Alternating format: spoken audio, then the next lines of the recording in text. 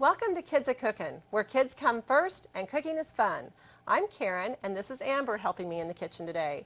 Amber's really a creative girl. She likes to cook, but she has other things she likes to do too. You're real involved in 4-H, right, Amber? Yeah. Tell us some things you like to do. I do crafts, horse, foods, and sewing. Well, today we're going to cook. We're going to bake cookies, which is a favorite activity of most people and a favorite thing to eat. Before you get started at home, be sure you wash your hands. Now, what's the proper way to wash hands, Amber? Turn the water on warm and get a little bit of soap. Wash between your fingers and under your fingernails for about 20 seconds, or how long it takes you to say your ABCs. Very good way to measure and get it done right, isn't it? You want to be sure you do it long enough or you won't really be clean. So be sure you get that done before you start. We've already done that. And then the first step of this recipe is to preheat your oven to 375 degrees. And we've already done that too. Now it's time to start measuring. That's the favorite part of cooking, isn't it? You said you like to measure. Yes. Well, the first thing we're going to measure is a half a cup of shortening.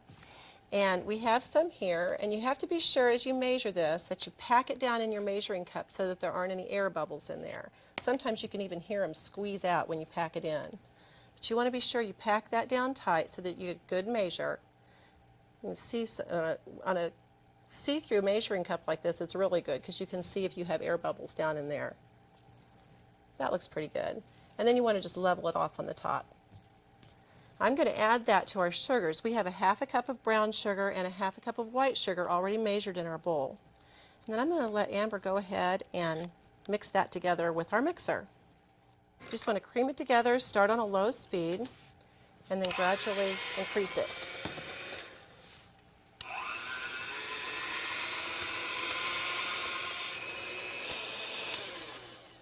Okay. Good job. Now to this we're going to add 1 beaten egg. Do you want to go ahead and put that in there, Amber? And 1 tablespoon of water. And then we're going to mix it again.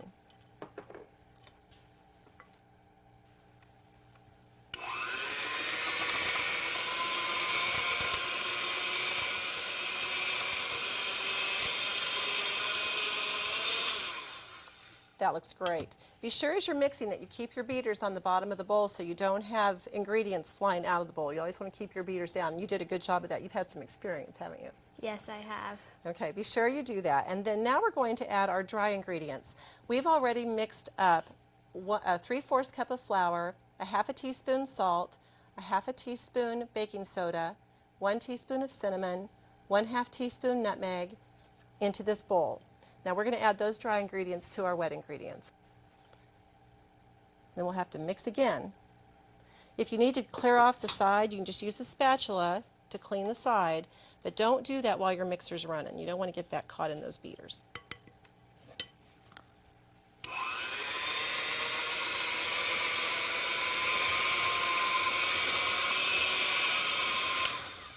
All those spices smell good, don't they? Yeah, they smell really good. Now to this, I want you to measure 1.5 cups of oats. We're going to use a 1 cup measuring cup and a 1/2 cup so that we get the right measure. You can just dip right out of your canister. Put that in there. That'll give it a nice texture, and then measure 1/2 cup. This is the way most cookies are made. You mix your shortening and sugars until they're creamy. You want to cream those. And then you add your dry ingredients to that. And that way you get a real tender cookie, so you don't overmix it. You can also add the cup of raisins.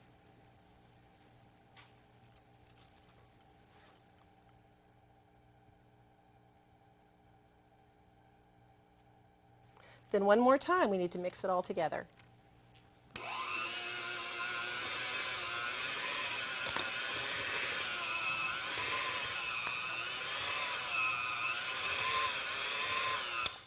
Nice job.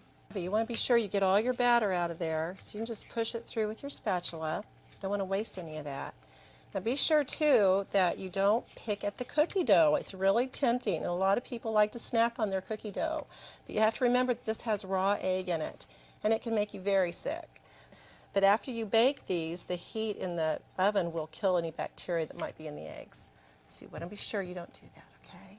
We're ready to put some on the cookie sheet. This is ungreased. We're just going to use teaspoonfuls. Give you 2 spoons. And you want to just spread them out so they don't bake together. Just pick up about a teaspoonful and spread it out here. Probably about 12 or so will fit on a standard baking pan. When you get all those scooped out and they're ready to go in the oven, you'll want to bake them for about 9 to 10 minutes. You can tell when they're done because they'll look just a little bit golden. Be sure not to burn them. You'll waste a good cookie though, wouldn't it? We'll finish putting these on our baking sheet and get them in the oven, and we'll be back to try them in just a minute.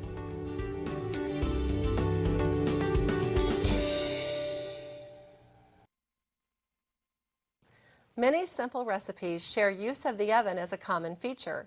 Young children and those not familiar with baking may need some help safely putting pans into a hot oven and carefully removing them. Show them how to pull the rack out before removing the pan so they don't have to reach into a hot oven.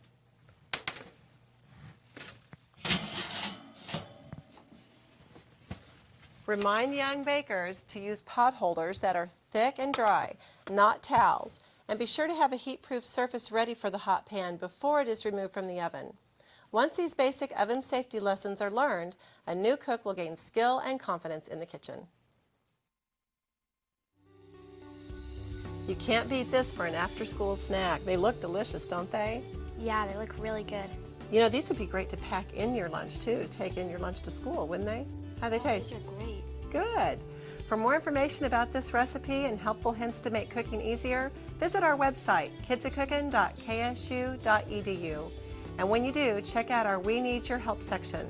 We'll see you next time on Kids A Cookin'.